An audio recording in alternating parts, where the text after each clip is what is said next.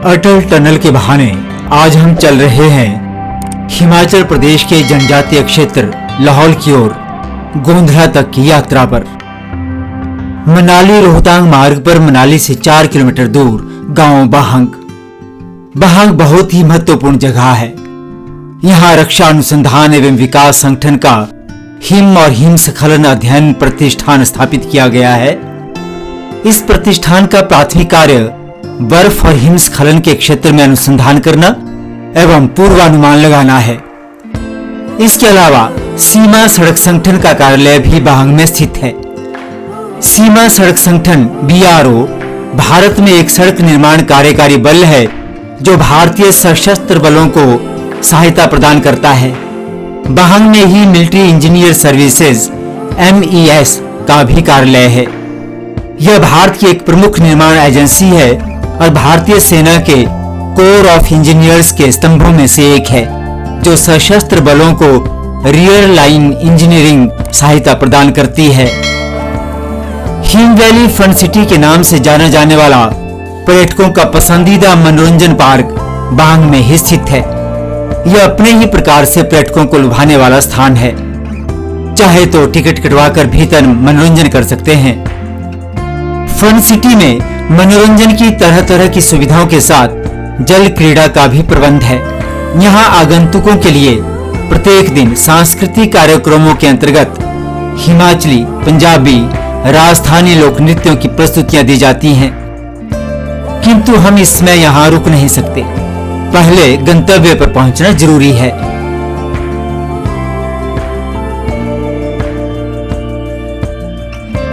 नेहरू कुंड, कुलंग, पलचान से होकर हम पहुंचेंगे रमणीक स्थान सोलंग घाटी में।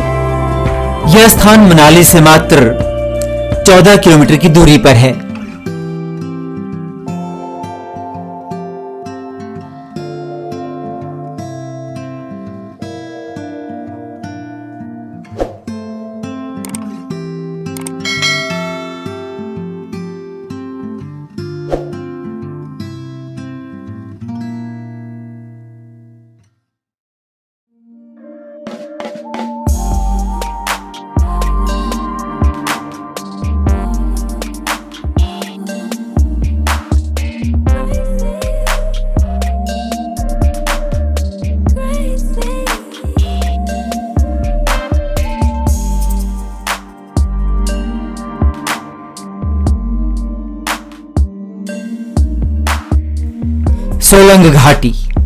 सोलंग घाटी में प्राकृतिक छटा तो देखने को मिलती ही है, साथ ही अनेक साहसिक खेलों का लुत्फ भी यहाँ उठाया जा सकता है।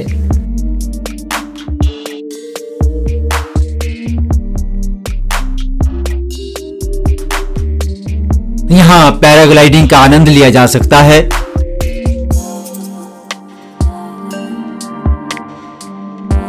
चाहें तो केबल कार में बैठकर पहाड़ी के ऊपर तक जा सकते हैं और अगर आपका मन करे तो प्राकृतिक वातावरण में विचरण करते हुए अपने बचपन को पुनः जीवंत कर सकते हैं।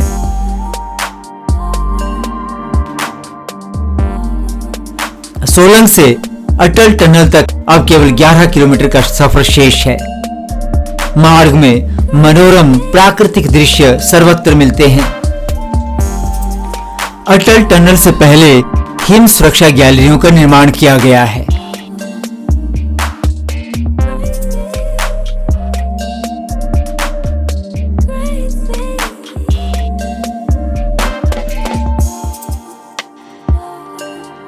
सोलंग घाटी का अंतिम गांव धुंधी, जहां स्थित है ब्यास नदी का उद्गम स्थल। यहां नदी पर वक्राकार पुल निर्मित किया गया है। यहां से आसपास के सौंदर्य में प्राकृतिक दृश्यों को खुलकर निहार सकते हैं।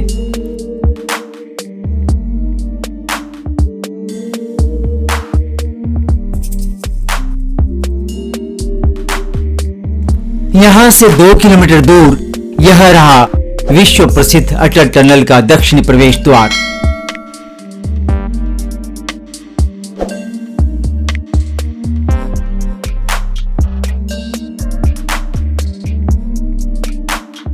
देश के प्रधानमंत्री ने 3 अक्टूबर 2020 को अटल टनल का लोकार्पण किया था। तब से लेकर अटल टनल को देखने के लिए असंख्य सैलानी यहाँ आ चुके हैं। पीर पांजाल की पहाड़ियों को काट कर बनाई गई 9.02 किलोमीटर लंबी तथा समुद्र तल से 10,000 फुट से भी अधिक ऊंचाई पर बनी यह सुरंग विश्व की सबसे लंबी सुरंग है। इस सुरंग के बनने से मनाली घाटी और लाहौल घाटी के बीच 40 किलोमीटर की दूरी कम हुई है। लाहौल स्पीति घाटी के लोगों के लिए यह वरदान साबित हुई है, जो भारी बर्फबारी के दौरान हर साल सर्दी में करीब 6 महीने के लिए देश के शेष हिस्से से कट जाते थे। इस टनल से कृषि, पर्यटन और बागवानी क्षेत्रों के नए अवसर सृजित होंगे। सामरिक महत्व की इस सुरंग की सुविधा से अब लद्दाख में तैनात सैनिकों से बेहतर संपर्क बना रहेगा। अटल टनल निर्माण एफकॉन्स, स्टारबैग और बीआरओ का संयुक्त उद्यम रहा है। आधुनिक तकनीक से बनी इस सुरंग में सुरक्षा एवं संरक्षण का विशेष ध्यान रखा गया है। स्थान स्थान पर आपात निकास द्वार, सीसीटीवी कैमरे, टेलीफोन, अग्नि सुरक्षा यंत्र, वायु गुणवत्ता निगरानी प्रणाली का प्रावधान है।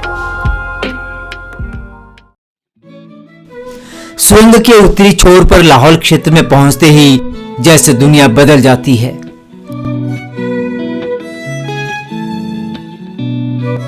सुरंग के पास ही चंद्रा नदी के पुल से गुजरते हुए सामने की पहाड़ी पर एक छोटा झरना ध्यान खींचता है। पुल पार करके हमें बाईं ओर मुड़ना है, क्योंकि यही रास्ता हमें केलांग की ओर गोंधला तक ले जाएगा। दाईं तरफ का रास्ता रोहतांग की ओर जाता है। बाईं ओर मुड़ते ही सुरंग के ऊपर नजर पड़ती है पीर पांजाल पर्वत श्रृंखला की एक चोटी, जहां से बर्फ पिघलकर चंद्रा नदी से मिलने आ रही है।